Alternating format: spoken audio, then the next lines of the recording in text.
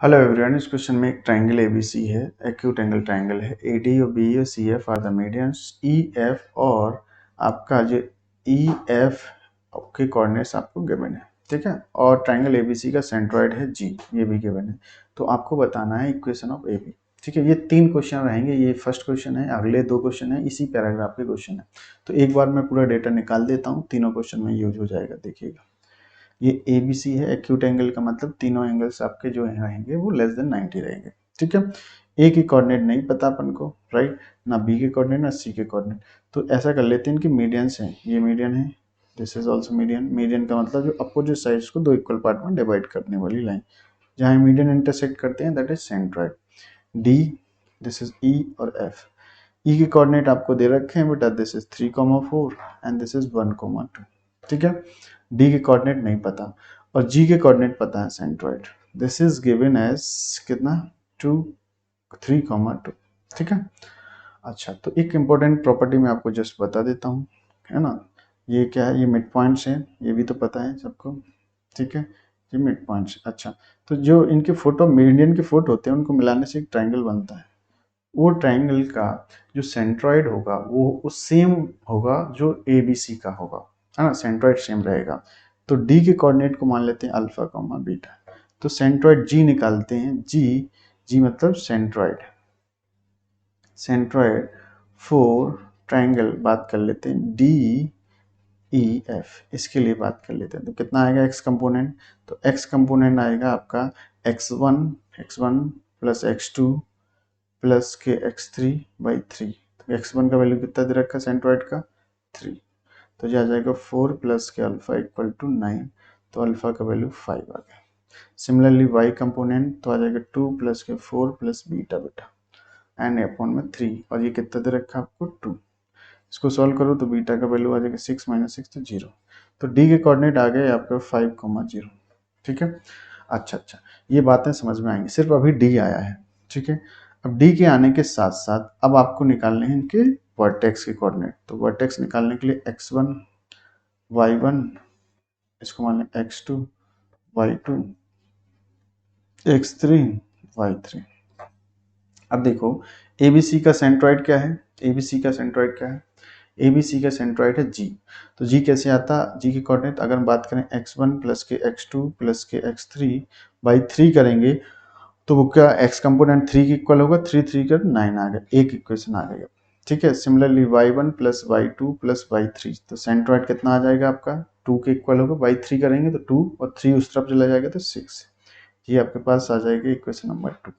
ये x1 plus x2 x3 आ गया। अब बात करते हैं इसमें, ये दोनों का मिड पॉइंट f है, ठीक है। तो x2 प्लस के x1/2 इक्वल टू 2 आ जाएगा। तो यहाँ पे इक्वेशन बना लेते हैं, x1 प्लस के x2/2 और 2 उस तरफ जाएगा और 1 इक्वल है तो 2 हो जाएगा उस तरफ।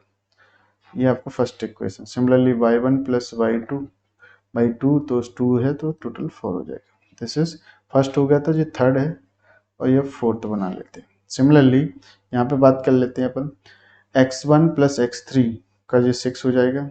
x1 प्लस के x3 इक्वल टू 6।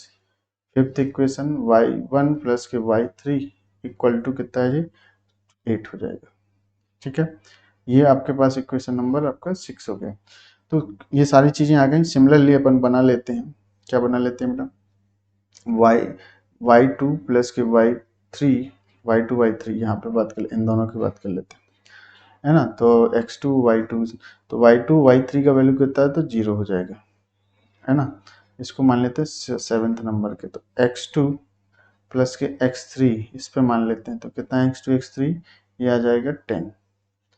इतनी सारी इक्वेशंस मैंने बना दी हैं जो अगली सारी काम आने वाली है। देखो, तो अपन को ए बी की इक्वेशन निकालनी है, तो ए बी लाइन पे कोई भी 2 पॉइंट्स एज्यूम कर पता चल जाए तो काम हो जाएगा।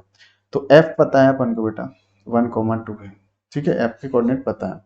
अब मैं x1 y1 निकाल लूँ तो काम हो जाएगा। तो x1 प्लस x2, ये 3 आपको 9 दे रखा। तो x1 x2 का वैल्यू आपको पता है, x1 x2 का वैल्यू कितना है, x1 x2 का x1 प्लस x2 2 है। तो x3 का वैल्यू, x1 x2 का वैल्यू यहाँ पे रख देते हैं 2। कितना है x1 x2 का वैल्यू कितना दिया 2। तो आपके पास x3 का वैल्यू कितना आ जाएगा, x3 का वैल्यू आ जाएगा 7, है ना। और अगर अपन x1 x3 की वैल्यू रख देते हैं, x1 x3 की वैल्यू 6 रख देते हैं तो x2 आ जाएगा। x1 x3 का वैल्यू कितना है, x1 x3 का वैल्यू 6, तो x2 आ जाएगा आपके पास 3, x2 आ जाएगा आपके पास 3। सिमिलरली अगर अपन y1 और y3 का वैल्यू रख देते हैं, y1 y3 का वैल्यू रख देते हैं तो y2 आ जाएगा आपके पास -2, y2 आ जाएगा -2, तो आ जाएगा x2 का ये वाला कोऑर्डिनेट अपने पास आएगा। क्या कोऑर्डिनेट आया, 3, -2, ये कोऑर्डिनेट क्या है 3, -2, खत्म।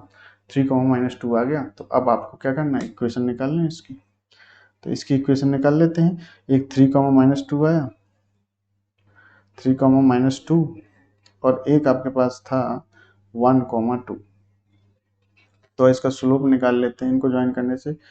2 + के 2 अपॉन 1 - के 3, तो कितना आ जाएगा 4 अपॉन -2, तो कितना आ जाएगा -2 आ गया। तो इक्वेशन y - के y1 का वैल्यू 2, स्लोप कितना है -2, x - के x1, तो x1 का वैल्यू कितना ले लेंगे अपन 1, तो आ जाएगा y - 2 = -2x + 2, तो आ जाएगा 2x, है ना, खत्म कहानी। ए बी की इक्वेशन है ये पूरा। तो y 2x + के y और इस तरफ आ जाएगा -4 = 0, तो ये ए बी की इक्वेशन आ जाएगी। तो आपके पास पहला ऑप्शन करेक्ट हो जाएगा। ठीक है, तो सोचा आपने क्या होगा, सीन ऐसा रहा कि भाई साहब ये सारे वर्टेक्स निकालने की जरूरत नहीं, अपन ए या बी में से कोई निकाल ले तो काम हो गया। आई होप आपको ये समझ में आ गया होगा। So thank you so much.